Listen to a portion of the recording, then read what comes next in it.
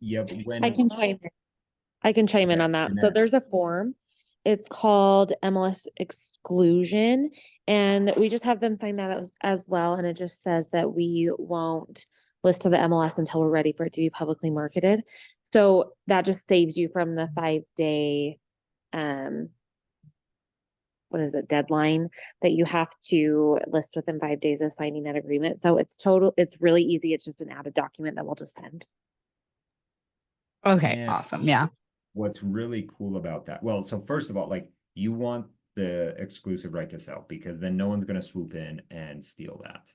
But second, with that document signed, in theory, you can start marketing it because it says that you can market it without putting on the MLS. That is what your clients are agreeing to.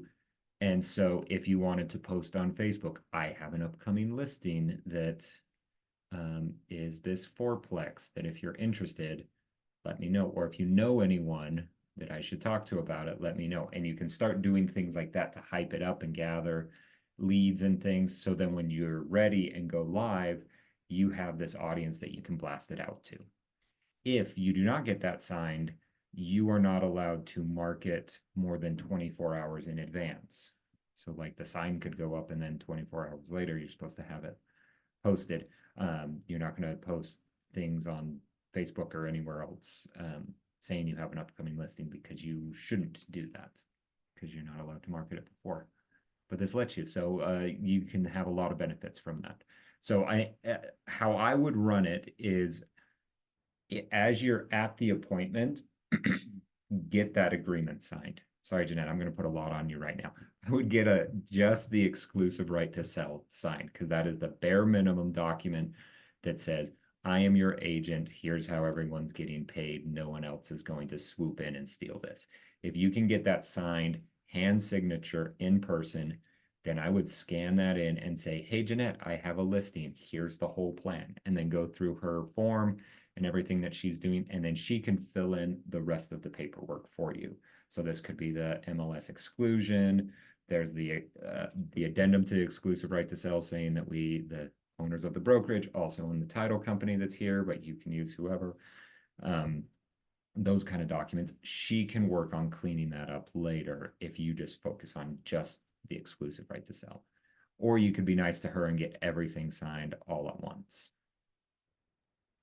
Okay. I filled out the form for Jeanette last night, and I know I texted her like later and I feel bad, but I was just like, I don't know if I did this right, but I just threw in dates because I just wanted to get that signed if that works. And then I didn't know on the exact listing date or picture date. So I was like, ah. So yeah. That's great. I wasn't working last night and I just started. I mean, I had a call already this morning. So as soon as I can, I will get those documents out for you and I'll let you know. Okay. Awesome. Yeah. I just was like, I don't know if I'm supposed to have those dates solidified first or not. So that was my newbie question. Thank you for clarifying. Yeah. And just let me know as soon as you know, and then we'll get Yeah, everything scheduled. I will. Yeah, and in an ideal world, you create a plan with the sellers. Like, hey, it looks like you have these random projects to finish. Let's get them done by like, if I were to take a listing, it'd be like, can you get those done by Monday? Great, let's do photos on Tuesday or Wednesday. And if they're like, oh, there's no way, it's like, great, well, sign this. We can list it in another week. So you'll have basically like 9-ish days to do that. And then we'll plan for photos on I don't know, what's a week from now?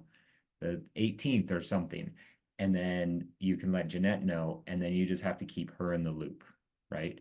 Hey, they finished the things, get the photographer out there. The good news is Jeanette has a great relationship with the photographer, and most times he can go out the next day. So it's like we can kind of last minute plan a photo shoot most times, and then he usually gets photos back the next day. So if we're thinking like we want to go live on Thursday, as long as we know on Tuesday that we're going to be ready for photos Wednesday, and then it will go live on Thursday, like that works. And so figuring out like, okay, when are we going to go live? When's the first open house? When should the sign go up? Any bids that you need to do, any repairs, when are you going to be done with those? And then you can actually check in on some of those things. Like, hey, you said you were going to clean out the garage by this date. How are things going?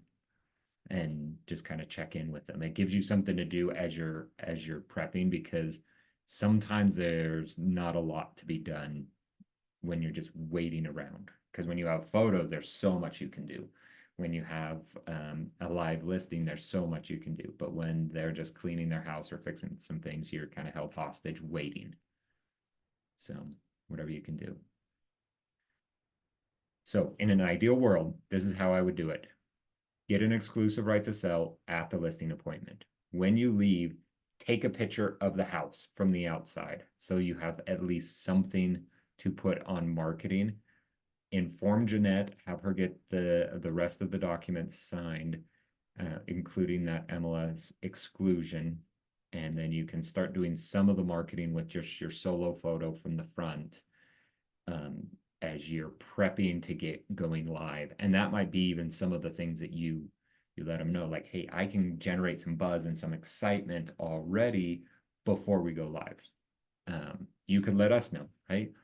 Like, maybe someone in this call has a buyer that would love a fourplex that they can just put some money into, raise some rents, and make some money. So you can let all of us know. So those kind of things. And then when you go live, blast it out, go crazy, tell everyone all the marketing, make sure it's syndicated, make sure it looks good, and then just stay in contact with them often. If you are not talking to your sellers at least weekly, you are not talking to them enough. If you'll probably talk to them multiple times the week you're going live, multiple times the first week, and then it kind of fizzles out a little bit, having 2 or 3 showings a week, or just 1, 2, it's hard to give them an update like 3 weeks in and stuff. And so that's where I would default to. Once a week, you have contact. If you haven't talked to them by Friday, you should call them. Kind of an idea. Okay, I have 2 questions. One, do I have to have a in-person physical like listing appointment? Or what do You do and not have to. It is okay, so if we beneficial in most scenarios. Yours might be yeah, the exception, where it's like, hey, grandma, you're going to use me, right? And she said, yep. yeah, And you're good to go. yeah. Yeah. So for me, they were like, you can just send the paperwork with your dad. We're gonna see him next week. And I was like, well, I think I'll just send it to you digitally. And they're like, Yeah. oh, that's right.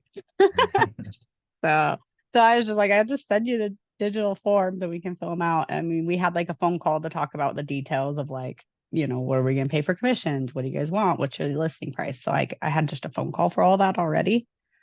So I Yep. was like, if I could, And and then I can just on that note, I mm, do listing appointments with really good friends, with my family, with everyone, because I don't want them to misunderstand something that I do.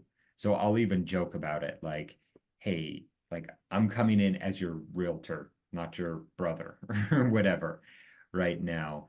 And so I'm going to explain the whole process as I would for anyone, because what you don't want to happen is just have it assumed that you've won, and they actually are like, we're going to interview multiple people, and you're just like, oh wait, I did the worst listing appointment or none listing appointment, and I didn't get it because of that. Or they signed it and now they're not happy with me because they don't understand all of the work that I'm doing, because that was never explained to them. Like, I'm going to do more than post it on the MLS and wait. I'm going to actually market it in between. I have all of these things. I'm doing this open house. I'm doing all of these amazingness that they don't even know. And then they're mad that you didn't send out like a newspaper ad, but you're like, that doesn't sell houses. So that's this thing that I wouldn't do. And you have to like be defensive about everything. So the better that the appointment can be, even with close friends, the better off you're going to be. But yeah, every once in a while you can't follow that formula, and that's fine. Did you have more questions, Callie? yes. My other question was, how do I handle like showings with tenants? Because I know like you obviously don't want to disturb tenants. Mhm.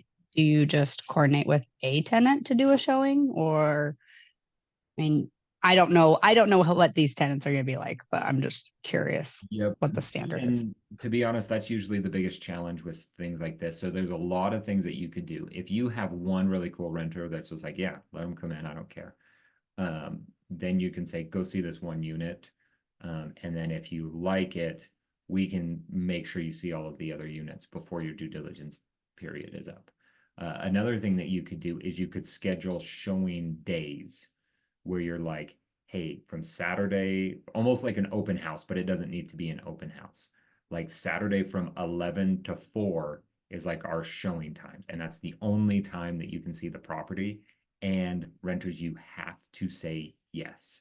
We are going to have people through at that time. You could do something like that. You can try to just schedule it with all of them. You can be nice and give them a gift card. You can do open houses, like whatever you can do to just get people in. Because if you can't get people to show the house, then you're not going to sell it for as much money. People will buy the house without seeing it, but they're not going to pay the same. Awesome. Thank you. So yeah, try to have showings with a few of them and then kind of tweak from there. If you can, like, maybe just one of the renters, or schedule like blocks, like you can see it on Tuesday or Saturday between these hours.